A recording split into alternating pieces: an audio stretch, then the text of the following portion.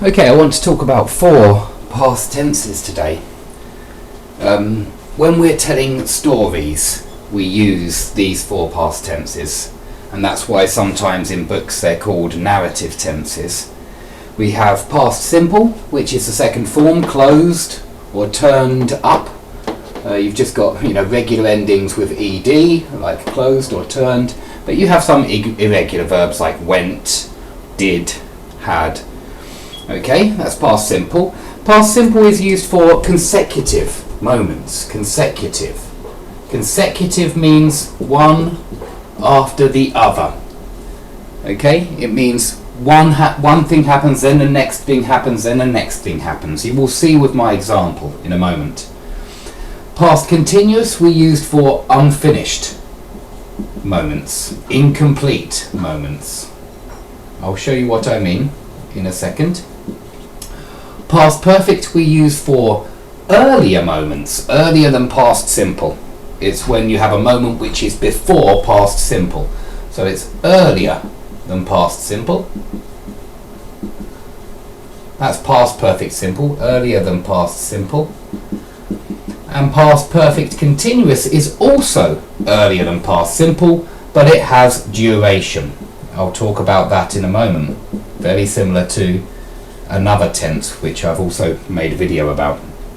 Okay, so if we look at this sentence, when the students turned up late, we can use 4 different past tenses, although this one is very strange, but we can use 4 different past tenses with the next verb. Dave closed the door, Dave was closing the door, Dave had closed the door, and Dave had been closing the door. By the way, if you're not sure of this phrasal verb, it means came, when the students arrived. Just to make that clear, I like to use phrasal verbs because we do use them very often here. Okay, so when they came late, Dave closed the door. We have to ask with each of these examples what happens first, what happens second, and what happens last or earlier. So, when the students turned up late, Dave closed the door. What happens first and what happens second? Let's see. First, the students turn up late. Number 1 happens first, and then number 2 happens. First, the students turn up late, then I let them in, and then Dave closed the door. Okay, they turned up late, then I let them in, perhaps here, and then I closed the door. It's just consecutive moments, 1, then 2. Past continuous is not really like this, but it's very easy to understand if you look on the timeline. When the students turned up late, I was closing the door. So was closing, it means I wasn't finished. I was in the middle of closing the door. On the timeline I draw it like this, number 1. And number 3, Dave was closing the door, is at the same time as number 1. This is number 3. This is past continuous, but it's not finished. I was in the middle of closing the door when they came, when they turned up. Okay? Past perfect, we can also see very easily on the timeline. Past perfect, if number 1, they turned up, but Dave had already, we can even put that word in here, it makes it much clearer, Dave had already closed the door. So number 4 is earlier than a past simple moment. It's earlier than when they turned up late. So this is quite possible. Perhaps I closed the door, started the lesson, and then the students turned up. Okay, the last one is very unusual because this tense is for verbs of duration. What does duration mean? It means a long time, something that takes a long time. And closing the door does not take a long time. And so it's often used for something which is repeated as well. If I say Dave had been closing the door, it sounds like I closed it many, many times before they turned up. And that's very unlikely. So it's better to have a different verb here. Let's use the verb teach. When they turned up, when they came, Dave had been teaching. And then if we give the duration, the length of time, have we got this? Yeah, had been teaching. If I give the duration, for example, Dave had been teaching for 20 minutes. and it makes it makes sense. It's logical then. Dave had been teaching for 20 minutes. Okay? This just means that first of all I taught the 20 minutes and then they turned up late. Okay, so on the timeline I would put it like this for number 5.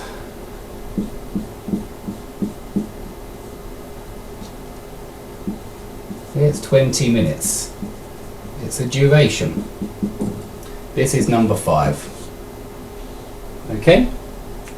It's not the same as this one. Some people confuse it with past continuous. It's not, because it's a period which is in essence finished. The 20 minutes are finished when they turned up. So it's not an unfinished moment like Dave was closing the door. Okay, I'll quickly compare these tenses now to present tenses because they are quite similar. Past simple, past continuous, past perfect simple and past perfect continuous. They're quite similar to present simple, present continuous, present perfect simple and present perfect continuous. They do the same things on the timeline. I will show you.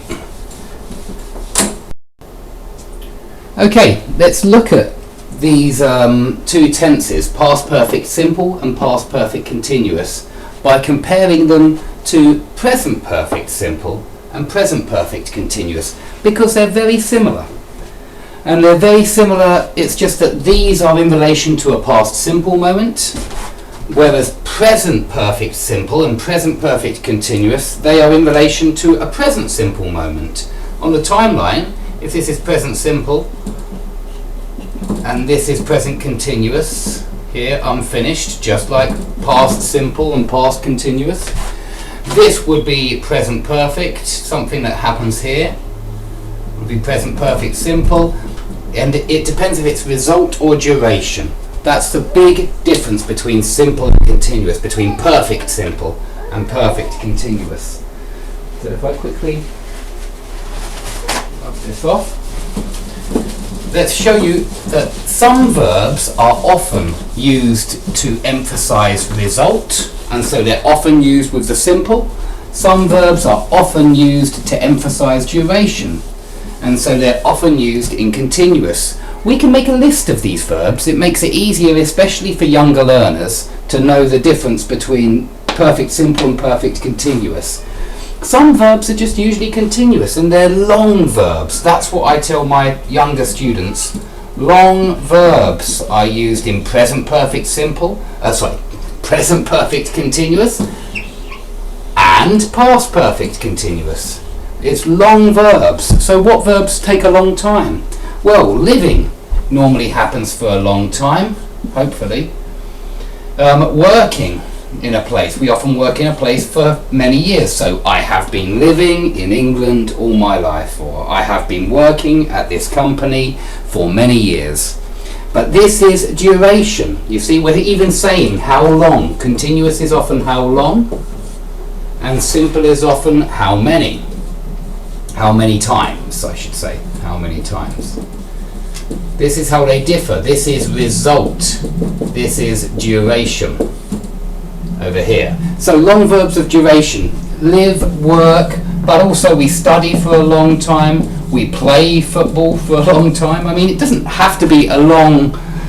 It can be just 30 minutes or 1 hour, but it's still a period of time. It's a period of duration. We play for all that period. Drive takes a long time. Looking for something takes a long time. I have been looking for a new house for a long time. Okay? And there are many other verbs which are fairly long verbs, but they're just things which take a long time. If you meet someone, okay, does it take a long time to meet someone? Of course not. Meet is over here. I don't think I have ever said I have been meeting someone. You could say it, and if you do say it, then it means a repetition. It means that it's happened many times. But I think really meet is usually I have met him, yes. Or I had met him, but not usually I had been meeting him or I have been meeting him. It would just only be used for many times. So some verbs are over here. Of course, stative verbs are over here. I've mentioned them before in another video. Stative verbs are very important. All stative verbs use simple. The most important ones, no. Have, usually, but only if it means possess, if it means own, is it a stative verb. It's not a stative verb if you're talking about eating. If you say, you know, I've been eating my breakfast, you could say I've been having breakfast. It's okay, I've been having breakfast. But if it means own, like my car, I have had my car for 3 years. Or I had my car for 3 years in past perfect simple. So no, have, be as well. You never say I have been being. You never say I had been being. Be is a stative verb. So those three are the most important. But there are more. Understand is also stative. Believe. There are a lot of perception verbs as well which are here. For example, see and hear. Okay, so that's the best way to remember the difference between these two. Long verbs of duration using continuous and stative verbs using simple. Okay, I hope that's useful.